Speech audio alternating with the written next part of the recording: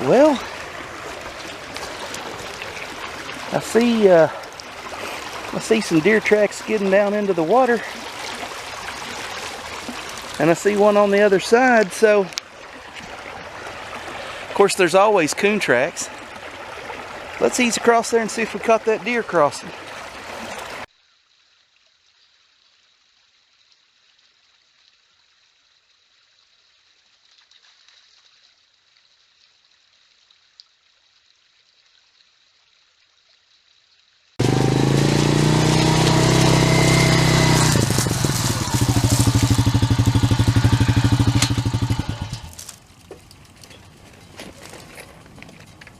Hey, it's the Preacher, and I want to do a review on the Browning Strikeforce Explorer game camera.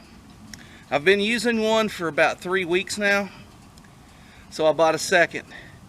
But I've been using Browning game cams for about 3 years, or maybe 4. Anyways, I have a Browning, I think it's called a Dark Ops. I bought it about 4 years ago. It sold for around 149, 150 bucks. I caught it on sale at Cabela's back before Bass Pro ruined them.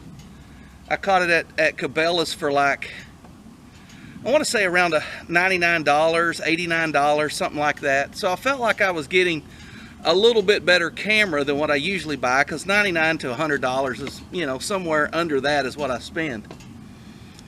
And I was so impressed with it. The videos were so clear. The audio was so good. And I kept it near the house on a corn pile for a year. I mean, for a hunting season. At the end of season, I took it down, brought it inside.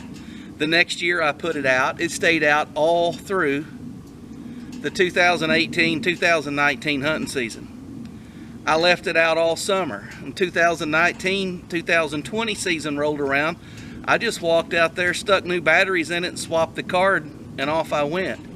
So I've left it out for 2 straight hunting seasons, never brought it in. It still functions great. Better than any other camera I've had 3 years old. A lot of times with outdoor electronics, they start to glitch after a couple of years.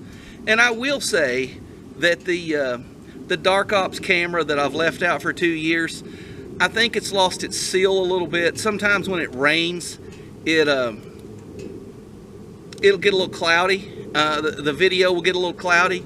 Sometimes the audio kind of crackles in it. But for the way I've treated it and the way it's performed, I just sing the praises of Browning game cameras. That's why when Midway USA ran these, who are normally $149, $159 camera, that's their list priced, okay? When they ran these for $99 or $96, I bought one. I put it on the creek crossing. I think you guys, if you follow the channel, you saw a video last week of the coons and the deer crossing on the log and in the shallow ripples of the creek.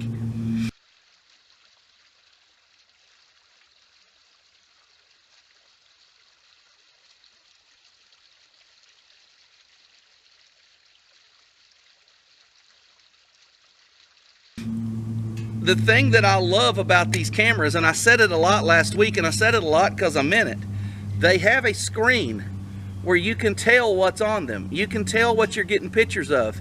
You can turn this on, walk in front of it, go back and play it, and see what it picked up. See if it's too low or too high.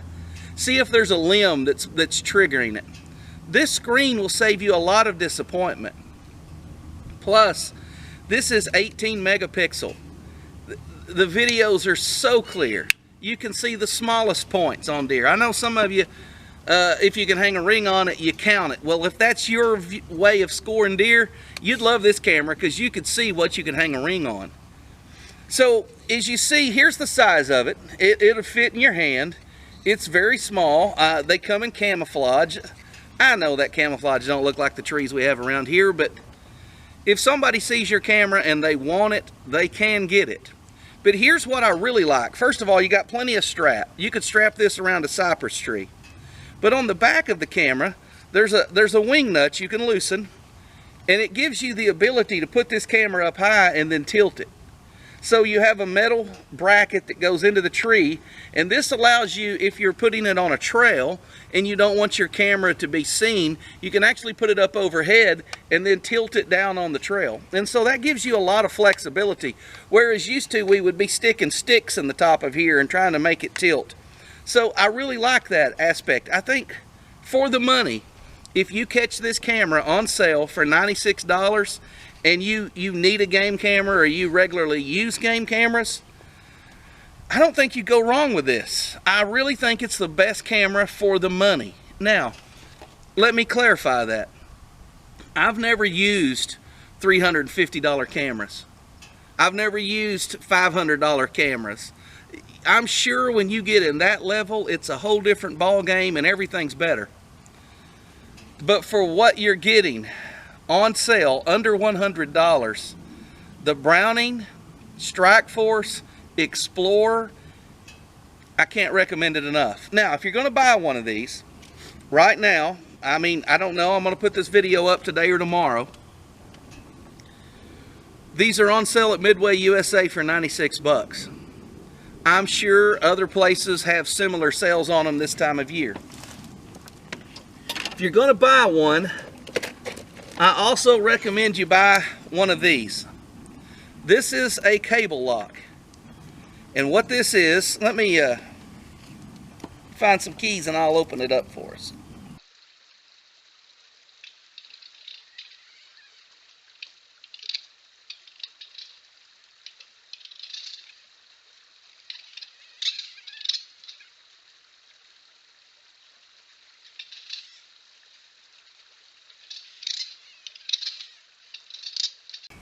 But this will keep an honest man honest.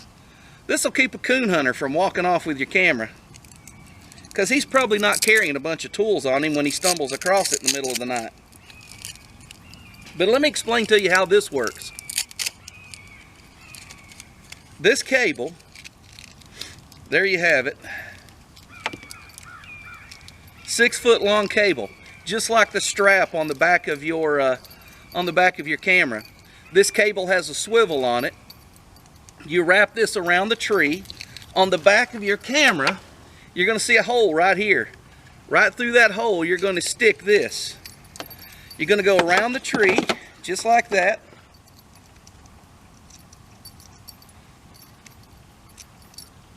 There you go. Now you've locked it. This is a braided cable, twist braided cable, with a protective coating over it. So it's flexible, it's not going to rust.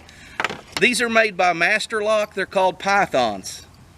You can secure tree stands with them, but game cameras, anything you want to leave in the woods and you want an honest person to stay honest, go ahead and spin these. Now, if you get these at Midway USA, they're going to cost you about $19, I think, for a black one. $24 if you want camouflage.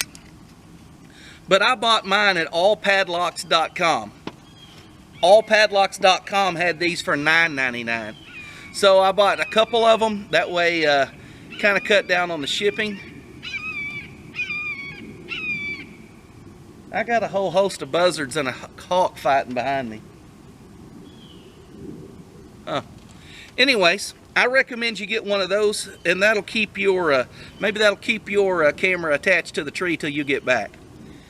So I'm going to go put this out, and I've got a spot down the hill here that I want to try to get a camera on and follow a trail.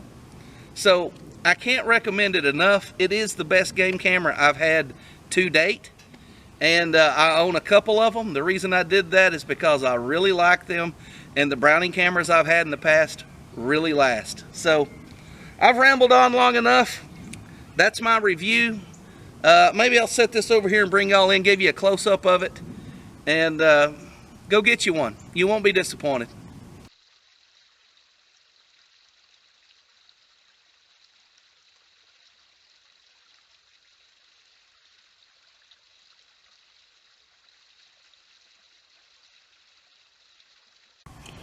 Okay, we'll just do a quick four-wheeler rack review here.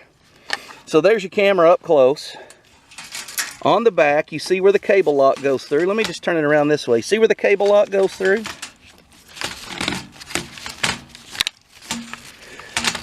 Okay, here's what I was talking about on the back rack. You have a metal rack, if you will, and if you loosen this off, and I'm trying to do this one-handed, there we go. Okay, you loosen this off, this allows this bracket to tilt, which in turn allows your camera to tilt like this. And so you get that where you want it, and then you just tighten this up. You can't unscrew this, it's boxed in, so you can't just unscrew that and walk off with the camera. It's all one piece there. Cable lock goes through. You see how that works? Some of you have never seen a Python cable. That's how that works. Goes around the tree, locks. Requires a key in the side to get it out. All right, let me turn this back over and I'll show you the internals of the camera.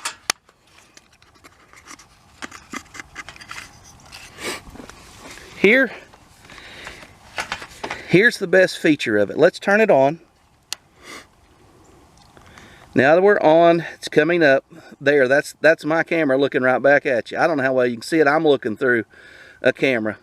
But it's on a delay. We want to delay it. And so we're going to turn it right back off because I think it started videoing me. Anyways, what you can do if you have videos on there is when you come back, you can turn the camera on, you hit memory.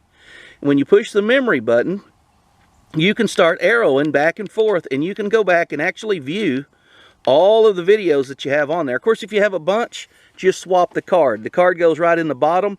It'll hold up to a 32 gigabyte card, which will give you about 600 10-second videos. To get the batteries out, you push the eject button. This little carrier right here holds 6 batteries, so 6 AA's. I don't know how long they run. That really depends on if you take videos or pictures, and it depends on how cold the weather is and how many you take. I can get about a good month in cold weather on my old camera, and that's taking videos, and I'm getting somewhere around 150 videos a month. So just figure 600 videos, 10 to 15 seconds each during the cold part of the month. That's pretty good. If you switch it to pictures, I bet you could get 3 months out of it. If you shorten the video length, same way. I bet you could get much longer. If you live in a warmer climate, you get longer. So, nice and compact, handy features.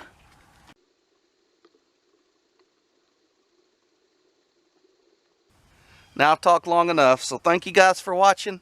If you got any questions, leave them in the comments below. I'm sure there's some stuff I forgot to mention. Leave it in the comments below, and I'll be glad to answer any questions you have about this camera or other camera. You want to argue with me? That's fine too. Just do that in the comments down below, and I'll see y'all in the next video.